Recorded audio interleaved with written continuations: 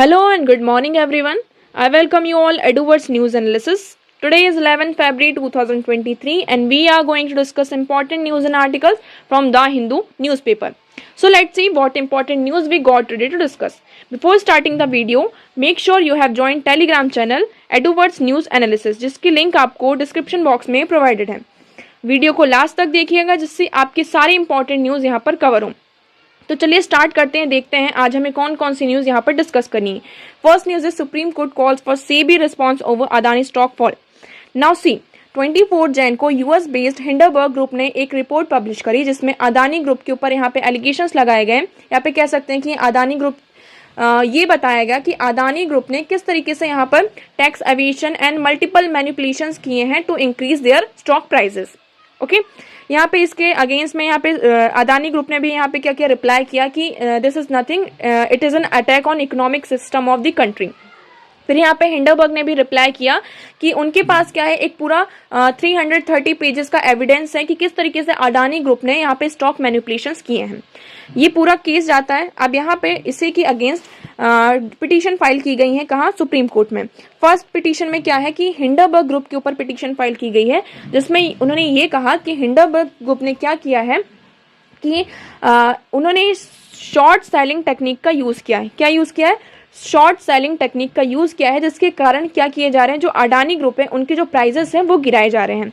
ठीक है, इसके अगेंस्ट पहली पिटीशन ये है. दूसरी पिटीशन में क्या कहा गया है? दूसरी पिटीशन में ये कहा गया है कि जो अडानी ग्रुप की जो रिपोर्ट है ना, तो हमें यहाँ पे क्या करनी चाहिए, एक पूरी प्रॉपर इन्वेस्टिगेशन करनी चाहिए. यहाँ पे इन्वेस्टिगेशन करनी चाहिए और सुप्रीम कोर्ट को यहाँ पर एक कमेटी फॉर्म करनी चाहिए और उस कमेटी को लेड कौन करेगा? सुप्रीम कोर्ट का कोई भी जो रिटायर्ड जज होंगे वो उसको यहाँ पे लेट करेंगे और यहाँ पे पूरी प्रॉपर इन्वेस्टिगेशन करनी चाहिए. क्यों? क्योंकि यहाँ पर क्या हो रहा है कि जो अडानी के जो स्टॉक होते हैं, स्टॉक यहाँ पर जो मिडिल क्लास होते हैं, जो इन्वेस्टर्स होते हैं वो परचेस करते हैं और वो अपनी यहाँ पे पूरी जो अर्निंग होती है उसको यहाँ पे स्टॉक को परचेस करने में यहाँ पर लगा देते हैं. तो उनको यहाँ पे बहुत ज़्यादा क्या हो रहा है, लॉस हो रहा है और बहुत ज़्यादा यहाँ पे लॉस हुआ है. अगर हम अडानी ग्रुप की बात करें, अडानी ग्रुप की बात करते हैं तो उनको भी यहाँ पे पूरा 48 बिलियन डॉलर का यहाँ पे क्या हुआ है, लॉस हुआ है. तो ये मतलब ये बहुत बड़ा यहाँ पे क्या है, लॉस है.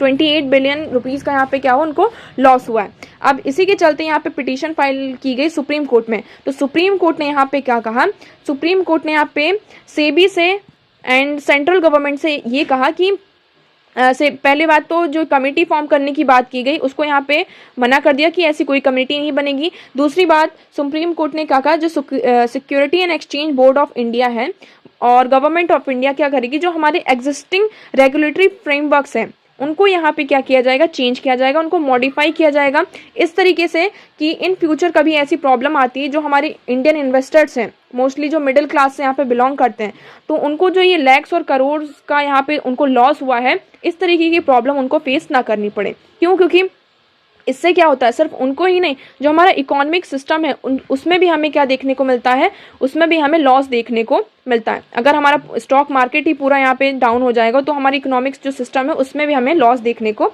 मिलता है. तो इसी के तहत यहाँ पे क्या कहा गया है, to protect Indian investors who are mostly middle class and reported to have lost several lakhs of crore in past 2 weeks after the US based short seller firm Hindenburg Research published a report. जब से ये report publish हुई है उसके कारण यहाँ पे जो हमारे मिडिल क्लास इन्वेस्टर्स हैं उनको बहुत ज़्यादा यहाँ पे लॉस हुआ है. तो इसी के चलते यहाँ पे क्या किया जाएगा, रेगुलेटरी एक फ्रेमवर्क लेकर आया जाएगा. यहाँ पे जो हमारे चीफ जस्टिस ऑफ इंडिया उन्होंने क्या कहा कि इस तरीके की जो प्रॉब्लम्स होती रहती हैं, जैसे कि usually this may happen on a small scale but reporters in news says the total loss suffered by Indian investor may go in the range of several lakhs crore in terms of investor value. तो यहाँ पे उन्होंने ये कहा कि ये small scale में ऐसी प्रॉब्लम पहले होती रहती है, बट जो रिपोर्टर्स हैं, न्यूज़पेपर्स हैं, वो क्या कहते हैं कि जो हमारे इंडियन इन्वेस्टर्स हैं उनको बहुत ज़्यादा यहाँ पे क्या हुआ है, लॉस हुआ है, बहुत ज़्यादा मतलब कि करोड़ एंड लैक्स में यहाँ पे वो सफ़र कर रहे हैं. तो आई होप आपको यहाँ पे सारी चीज़ें क्लियर होंगी. सिर्फ यहाँ पे यही कहा गया है कि जो सेबी है, सेंट्रल गवर्नमेंट है, जो एग्जिस्टिंग हमारे रेगुलेटरी फ्रेमवर्क है उनको यहाँ पे क्या करना है, रेगुलेट करना है. नेक्स्ट हम बात करते हैं इंडस्ट्रियल आउटपुट राइज मॉडरेट 4.3%.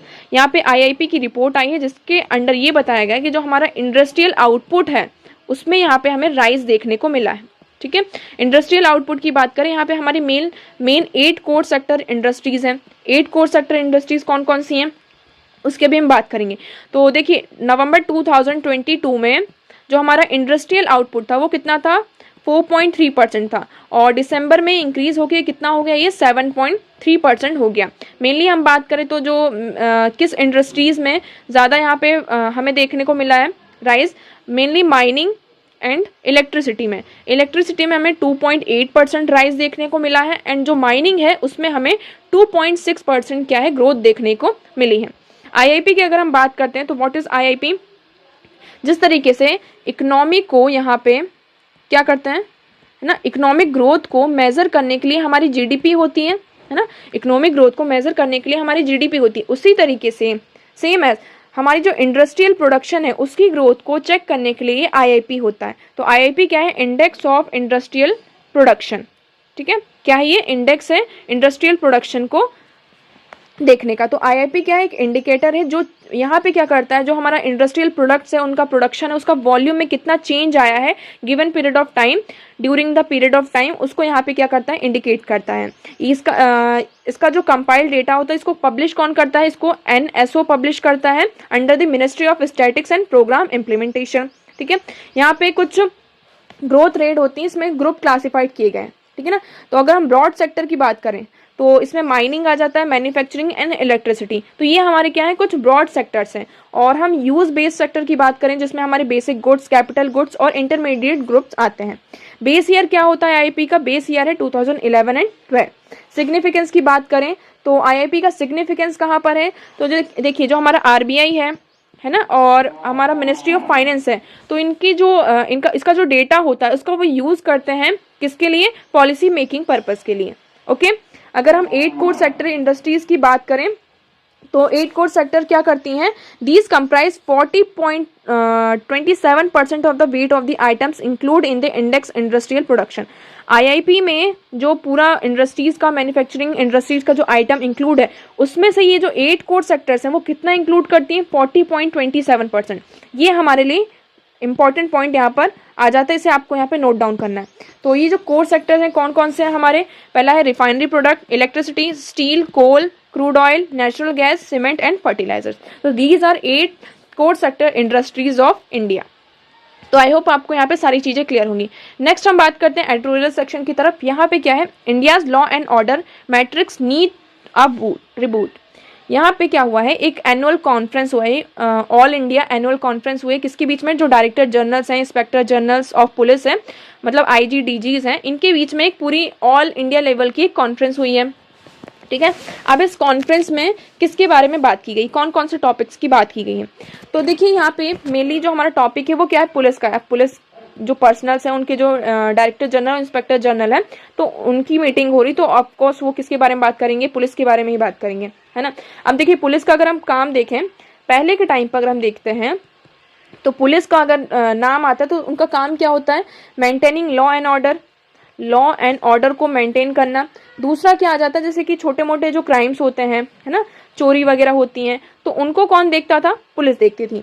तो ये तो पहले के काम हो गए इनके, आज भी यही काम होते हैं। बट आज का जो टाइम है, हम 20th सेंचुरी को 21st सेंचुरी से अगर कंपेयर करें तो टाइम में बहुत ज़्यादा चेंजेस आ चुके हैं। आज का जो टाइम है वो क्या है, टेक्नोलॉजी का टाइम है।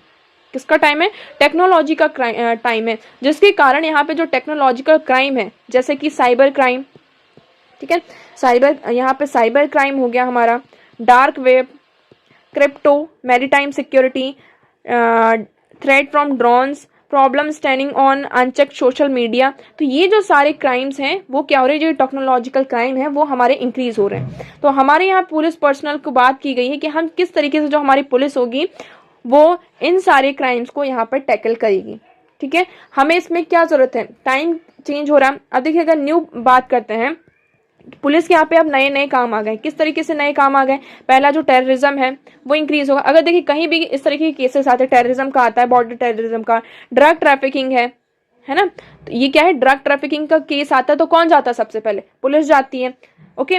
अगर कोई बॉर्डर इशू आता है तो सबसे पहले कौन जाता है बॉर्डर इशू में, हमारी पुलिस जाती है, हमारी जो पुलिस फोर्स है पर्सनल, टेररिज्म की बात आती है तो सबसे पहले कौन जाता है वहाँ पे? हमारी पुलिस है। कहीं भी अगर कोई टेरर अटैक होता है तो सबसे पहले उस प्लेस पर कौन पहुंचता है? पुलिस पहुंचती है। अगर यहाँ पर कोई भी जैसे कि कोई इशू हो गया है, और सोशल मीडिया में आप सभी को पता है आजकल सोशल मीडिया का टाइम है, और उस इशू को क्या कर दिया जाता है? बहुत ज़्यादा मैनिपुलेट करके लोगों के सामने रखा जाता है, जिसके कारण यहाँ पे क्या होता है? मास लेवल पर प्रोटेस्ट होता है ना, दंगे फसाद होते हैं। तो ये मॉब जो है, ये मॉब जो है उसको किस तरीके से यहाँ पे पुलिस हमारी कंट्रोल करेगी? तो ये जो सारे इश्यूज हैं इनको यहाँ पर डिस्कस किया गया था इस कॉन्फ्रेंस में। तो इसमें यही बताया गया है कि जो टाइम है वो क्या हो रहा है? धीरे धीरे चेंज हो रहा है। तो हमारी जो पुलिस पर्सनल है उनमें भी हमें क्या करने की जरूरत है? चेंजेस लाने की जरूरत है। टाइम चेंज हो रहा है, टाइम के साथ साथ हमारी जो पुलिस है उसको भी यहाँ पे क्या होना पड़ेगा? चेंज होना होगा। तो पहली बात तो ये। दूसरी बात क्या कहा गया इसमें? जो हमारी रिक्रूटमेंट प्रोसेस है, recruitment process should be change. Recruitment process में हमें पहले हम क्या देखते थे कि पर्सन कैसा हो, फिजिकली हम उसको देखते थे कि physically he and she should be strong, ताकि वो क्या कर सके, जो क्राइम्स होते हैं उनको मतलब अच्छे से यहाँ पे टैकल कर सके। बट आज के टाइम पे हमें क्या, मैन पावर के साथ साथ हमारा जो मेंटली हमारी जो स्किल्स हैं, माइंड पावर, उसको भी यहाँ पे क्या करना होगा? देखना होगा। यहाँ पे उनको सोशल मीडिया के बारे में पूरी इन्फॉर्मेशन होना चाहिए। What is Twitter, what is social media, है ना, क्या किस तरीके के हमारे साइबर क्राइम्स होते हैं। अगर देखिए साइबर क्राइम की बात करें, अगर फॉर एग्जाम्पल हमारे साथ कोई भी बैंक के साथ फ्रॉड होता है ना, किसी ने कोई लिंक भेज दी और उससे हमारे पैसे उसको पूरे ट्रांसफर हो गए, तो अगर इस तरीके का केस होता है हमारे पास, तो हम सबसे पहले किसके पास जाते हैं? पुलिस के पास जाते हैं। अब ये सारे केसेस कौन देख रहा है? पुलिस देख रहा है। अब पुलिस के सामने ये सारी न्यू चीजें आ रही, उन्होंने कभी ऐसी चीजें नहीं देखी थी। क्यों? क्योंकि ये सारे इस टाइम पे अगर हम पुलिस को देखें तो वो उनको जो ट्रेनिंग मिली है वो ओल्ड स्कूल ट्रेनिंग है, ठीक है, उन्हें जो ट्रेनिंग मिली है वो ओल्ड स्कूल ट्रेनिंग है। अब उनको इन सारी चीज़ों के बारे में इंफॉर्मेशन नहीं है। तो हमें यहाँ पे क्या ज़रूरत है कि जो अब न्यू पुलिस यहाँ पे रिक्रूट होगी तो उन्हें ये क्या, मैन पावर तो होनी ही चाहिए, जो फिजिकली वो स्ट्रांग होने भी चाहिए, बट ये जो टेक्नोलॉजिकल वाला मामला है यहाँ पे उनको इस बारे में भी सारी इन्फॉर्मेशन होनी चाहिए, है ना। तो सेकेंड थिंग क्या कहिए, जो रिक्रूटमेंट प्रोसेस है उसमें हमें चेंज लाना होगा। जो फ्रेश स्किल्स हैं, जो हमने अभी बात करी है फ्रेश स्किल्स की, कि उन्हें ये सारी जो टैक्टिस, जो अलग अलग तरीके की टैक्टिस हैं, स्किल्स हैं, चीज़ों को टैकल करने की, जो सिचुएशन आज के टाइम पे जो सोशल मीडिया का, ट्विटर का ये जो ज़माना आ रहा है, जो हमारा न्यू सोसाइटी में ये सारी चीज़ें आ रही, तो जो फ्रेश स्किल्स हैं उनके पास ये सारी चीज़ें प्रोवाइड करनी चाहिए। हम जो हमारे पुराने जो हमारे ओल्ड पुलिस पर्सनल्स हैं, हम उन्हें क्या कर सकते हैं? उन्हें हम ट्रेनिंग प्रोवाइड कर सकते हैं, है ना। जैसे कि नई नई चीज़ें आ रहे हैं, अब ये सारी चीज़ों को फेस करने में उन्हें प्रॉब्लम आती है, किस तरीके से वो जो अब मॉब है उसको किस तरीके से यहाँ पे टैकल करेंगे, है ना, यहाँ पे। तो इसी के चलते यहाँ पे क्या करना चाहिए, हमें मेनली उनको ट्रेनिंग प्रोवाइड करनी चाहिए टाइम टू टाइम। नेक्स्ट अगर हम बात करें तो इसमें कहा है जो हमारी इंटेलिजेंस और सिक्योरिटी एजेंसीज होती हैं, है ना, इंटेलिजेंस और सिक्योरिटी एजेंसीज हैं, उनका भी जो एम्बिट है और प्रायोरिटी है वो भी क्या हो रही है, चेंज हो रही हैं। उनकी जो मेथडोलॉजीज हैं उसमें भी क्या है, उनकी जो टेक्निक्स हैं, मेथड्स हैं, उसमें भी क्या हो रहा है, यहाँ पे चेंजेस आ रहे हैं। वो अब एक न्यू अप्रोच की तरफ बढ़ रहे हैं, क्योंकि जो हमारे क्राइम है वो एक नए क्राइम की तरफ बढ़ रहे हैं। तो हमारी जो अप्रोचेस भी होने चाहिए वो कैसे होने चाहिए, न्यू होने चाहिए। अब इसमें मेनली यही बात की गई कि जो पुलिस का अगर काम है, पुलिस का अगर हम रोल देखें तो क्या होता है, लॉ एंड ऑर्डर को मेंटेन करना एंड सिक्योरिटी प्रोवाइड करना, है ना।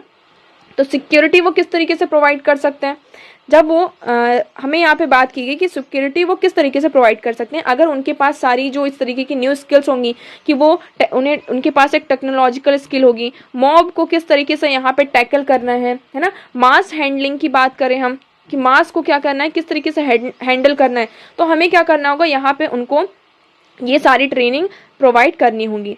अब देखिए यहाँ पे आर्टिकल में तो सिर्फ इतना ही कहा गया है कि किस तरीके से हम मतलब कि मेनली किस तरीके से हम इनको प्रोवाइड कर सकते हैं। हम यहाँ पे बात कर सकते हैं किसकी, पुलिस में रिफॉर्म्स की, क्या क्या रिफॉर्म्स ला सकते हैं। तो देखिए पुलिस का अगर हम काम देखें तो क्या होता है, कोई भी अगर मर्डर होता है, कोई मर्डर केस सामने आता है, तो उसका जो केस होता है, उसका जो इन्वेस्टिगेशन होता है किसके पास जाता है, पुलिस सारा इन्वेस्टिगेशन करती है। तो यहाँ पे ये कहा गया कि जो इन्वेस्टिगेशन है ऑन लॉ एंड ऑर्डर का काम, ये किसका होता है, दोनों पुलिस का होता है। तो यहाँ पे एक डिफरेंस क्रिएट करना होगा किसके बीच में, लॉ एंड ऑर्डर के बीच में एंड इन्वेस्टिगेशन के बीच में। सेकेंड इसमें क्या कहा गया है, जो वर्किंग आवर है, वर्किंग आवर है पुलिस का, उसमें यहाँ पे क्या करने होंगे, रिफॉर्म लाने होंगे। क्योंकि देखिए अगर पुलिस की बात करते हैं तो उनका जो वर्क होता है वो क्या होता है, 24 आवर्स की उनकी ड्यूटी होती है। अब 24 आवर्स कोई पर्सन अगर पूरी अपनी ड्यूटी में है, शिफ्ट्स में नहीं है, तो यहाँ पे क्या होता है, बहुत ज़्यादा चिड़चिड़ा हो जाता है ना, गुस्सा हो जाता है। अगर देखिए आपको भी पता है कि कोई भी अगर हमारे साथ कोई केस होता है तो हम थोड़ा डरते हैं, कतराते हैं पुलिस के सामने जाने से कि पता नहीं उनका बिहेवियर कैसा होगा, वो कैसा हमारे साथ बिहेव करेंगे। तो यहाँ पे जो वर्किंग आवर है तो हमें उसमें क्या करना होगा, चेंज करना होगा। वर्क का कल्चर है उसको भी हमें यहाँ पे क्या करना होगा, चेंज करना होगा। नेक्स्ट हम बात कर सकते हैं, हमें यहाँ पे जो न्यू स्किल्स हैं उसको यहाँ पे ट्रेनिंग के थ्रू उनको प्रोवाइड करनी होगी। तो इस तरीके के हम कुछ रिफॉर्म्स है जो हम पुलिस पर्सनल्स में यहाँ पे ला सकते हैं। तो आई होप आपको यहाँ पे सारी चीज़ें क्लियर होंगी। नेक्स्ट हम मूव करते हैं। तो देखिए यहाँ पे किस तरीके से ये पूरी चीज़ें बताई गई कि हमें मेनली क्या है, the importance of open source intelligence that is often neglected by security agency. The proper utilization of open source intelligence will become to critical factor. तो यहाँ पे हमें किसको इंपॉर्टेंस देनी चाहिए, हमारा जो ओपन सोर्स इंटेलिजेंस है ना, उसे यहाँ पे क्या करना चाहिए, नेग्लेक्ट नहीं करना चाहिए, उसे यहाँ पर इंपॉर्टेंस प्रोवाइड करनी चाहिए। नेक्स्ट हम बात करते हैं the battle against child marriage. तो देखिए आसाम में क्या हुआ है, आसाम में यहाँ पे कंटिन्यूसली कई सालों से जो चाइल्ड मैरिजेस में जो डेटा है, चाइल्ड मैरिजेस का यहाँ पे जो डेटा है उसको यहाँ पे कलेक्ट किया जा रहा है। और अभी यहाँ पे क्या हुआ, 2000 से ज़्यादा लोगों को क्या किया गया है, अरेस्ट किया गया है जिन्होंने चाइल्ड मैरिज की थी, है ना। तो ये पूरा क्रैकडाउन हुआ है, तो इसी के तहत यहाँ पे अब देखिए हमारे लिए क्या आ जाता है, तो चाइल्ड मैरिज है ये हमारे लिए यहाँ पे टॉपिक बन जाता है। इसको हमें यहाँ पे क्या करना है, डिस्कस करना है।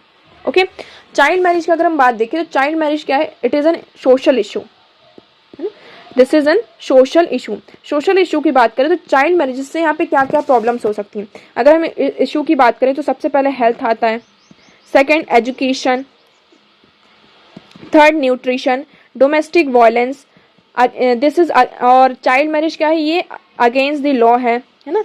और ये क्या करता है, जो हमारी अननरिश्ड पॉवर्टी विशियस साइकिल है, ये कंटिन्यूसली जो हमारी विशियस साइकिल है वो ये क्या होती रहती है, चलती रहती है। तो ये हमारे क्या है, फैक्टर हैं चाइल्ड मैरिजेस के कारण हमें ये सारी चीज़ें प्रॉब्लम जो है, ये सोशल इशू में अगर हम देखें तो हमें ये सारी प्रॉब्लम फेस करनी पड़ती हैं।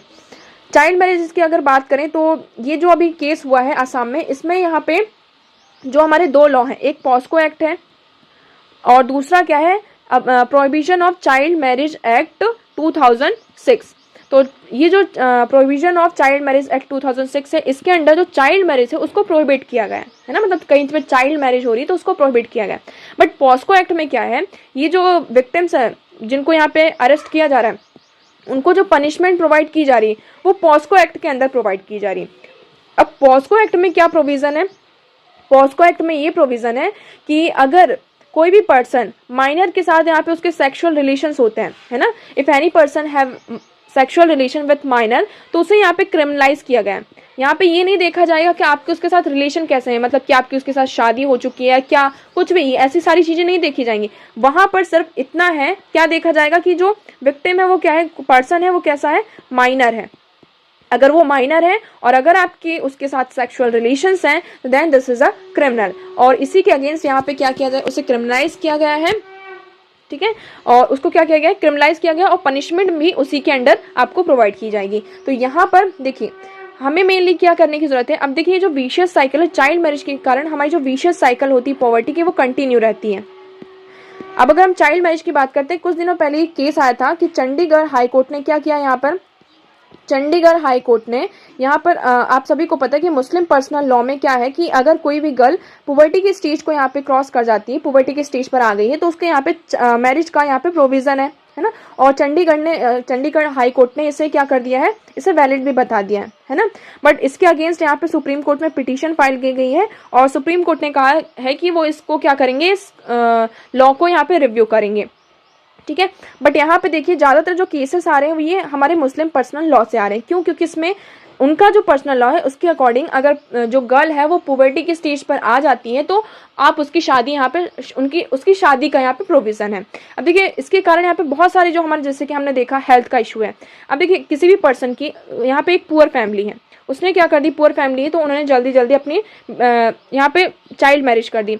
अब चाइल्ड मैरिज कर दी तो यहाँ पे जो चाइल्ड मैरिज के कारण क्या हो गया, उसकी प्रॉपर एजुकेशन नहीं हो पाई, हेल्थ जो प्रॉब्लम है हेल्थ पे उस पर ज़्यादा ध्यान नहीं दिएगा, जो न्यूट्रिशन है उस बच्चे को क्या है प्रॉपर न्यूट्रिशन भी नहीं मिल पाया। अब चाइल्ड मैरिज है तो यहाँ पे चांसेस क्या है कि जो यहाँ पे चाइल्ड है वो क्या जो बच्चा है वो यहाँ पर जो प्रेगनेंसी है उसको वो जल्दी कंसीव कर सकेगा, और जब बच्चा यहाँ पर होगा वो भी कैसा होगा माल नरिश्ड होगा, है ना। उसमें भी क्या हो, न्यूट्रिशन की कमी होगी, और न्यूट्रिशन की कमी होगी तो फैमिली का जो पूरा पैसा होगा, खर्चा होगा, वो किस में होगा, उस बच्चे के ट्रीटमेंट में जाएगा। तो ये जो साइकिल है वो कैसी है, कंटिन्यूसली चलती रहेगी, है ना। तो इसी को यहाँ पे कहा गया है कि हमें यहाँ पे अवेयरनेस लानी होगी कि जो चाइल्ड मैरिज है इसको हम किस तरीके से यहाँ पे रोक सकते हैं। इसको हम किसके थ्रू ला सकते हैं, हम यहाँ पे अवेयरनेस कैंपेन के थ्रू ये जो प्रैक्टिस है चाइल्ड मैरिज की उसको यहाँ पे रोक सकें। हमें ज़्यादा से ज़्यादा किस पे फोकस करना होगा, गर्ल चाइल्ड की एजुकेशन पर, उनको प्रॉपर यहाँ पे न्यूट्रिशन मिले, प्रॉपर हेल्थ फैसिलिटीज़ सारी उनको यहाँ पे प्रोवाइड की जाए। तो आई होप आपको यहाँ पे सारी चीज़ें क्लियर होंगी। नेक्स्ट हम मूव करते हैं, तो यहाँ पर है कि larger bench to hear plea against Dawoodi Bohra practice. अब दाऊदी बोहरा क्या है, मुस्लिम में अगर हम देखें तो यहाँ पे दो सेक्ट होते हैं, एक सिया एंड एक सुन्नी। तो जो सिया सेक्ट है उसी के अंदर एक कम्युनिटी है, उसको हम कहते हैं दाऊदी बोहरा कम्युनिटी। अब इस कम्युनिटी में एक प्रैक्टिस है किसकी, एक्स कम्युनिकेट करने की, ठीक है। एक्स कम्युनिकेट करने का मतलब क्या है कि उनके जो दाऊदी बोहरा जो है इस कम्युनिटी के एक लीडर होते हैं, है ना। इनका एक लीडर होता है जिसको आप किससे कनेक्ट कर सकते हैं, जो चर्च के पॉप होते हैं या जो प्रेस्ट होते हैं, है ना, तो इनसे आप इनको कनेक्ट कर सकते हैं। तो अगर कोई भी पर्सन, कोई भी मेंबर कम्युनिटी का इस लीडर की बात नहीं मानता है, मतलब कि उनको रिकॉग्नाइज नहीं करता है एज अ लीडर, और उनकी जो टीचिंग्स हैं, प्रीचिंग्स हैं, उनको यहाँ पे रिकॉग्नाइज नहीं करता है, तो उस पर्सन को कम्युनिटी से क्या कर दिया जाता है, एक्स कम्युनिकेट कर दिया जाता है, ठीक है। अब ये क्या है, इसके अगेंस्ट यहाँ पर बॉम्बे में क्या हुआ था, प्रिवेंशन एक्ट आया था। ये आज का इशू नहीं है, ये 1949 से चल रहा है। कब से, ये 1949 से ये इशू चल रहा है। अब 1949 में इसके अगेंस्ट आया था, प्रिवेंशन ऑफ एक्स कम्युनिकेट 1949 में आया था। अब इसमें क्या किया गया था, जो ये एक्स कम्युनिकेट है इसको क्रिमिनलाइज किया गया था, ठीक है। फिर इसी के अगेंस्ट सुप्रीम कोर्ट में पिटीशन फाइल की गई, जिसमें 1962 में जजमेंट आता है, और 1962 में जजमेंट में जो ये एक्स कम्युनिकेट है इसको यहाँ पे प्रोटेक्शन प्रोवाइड की जाती है। किसके under, under article 26 clause B. 26 clause B क्या कहते हैं कि हर एक पर्सन को यहाँ पे राइट है अपने रिलीजियस प्रैक्टिस को, यहाँ पे रिलीजन को प्रोफेस करने का, उसकी प्रैक्टिस का, ठीक है ना। तो यहाँ पे इसी के अगेंस्ट पिटीशन फाइल की गई थी, और 1962 में जो जजमेंट आता है जिसके तहत यहाँ पे जो एक्स कम्युनिकेट है, कम्युनिकेट का जो ये प्रैक्टिस है उसको यहाँ पे प्रोटेक्शन प्रोवाइड की जाती है। फिर यहाँ पे क्या होता है नेक्स्ट, 2016 में महाराष्ट्र की असेंबली ने क्या किया था, यहाँ पे जो 16 टाइप्स की सोशल कॉन्ट्राडिक्शन मतलब कि और सोशल बॉयकॉट है उसको यहाँ पे क्रिमिनलाइज किया था। मतलब 16 टाइप्स के जो बॉयकॉट्स होते हैं उनको क्रिमिनलाइज किया गया था। इसके अंडर ये जो एक्स कम्युनिकेट है ये भी इंक्लूड हो गया था, ठीक है। तो ये जब इंक्लूड होगा तो अब इसके अगेंस्ट फिर से यहाँ पे सुप्रीम कोर्ट में ये पूरा जो केस है वो गया है। अब यहाँ पे कहा गया है कि अब इशू ये आ रहा है, देखिए यहाँ पे दो आर्टिकल जो हमारे हैं, आर्टिकल 21 क्या कहता है कि हर एक पर्सन को एक डिग्निफाइड लाइफ जीने का क्या है, राइट है ना।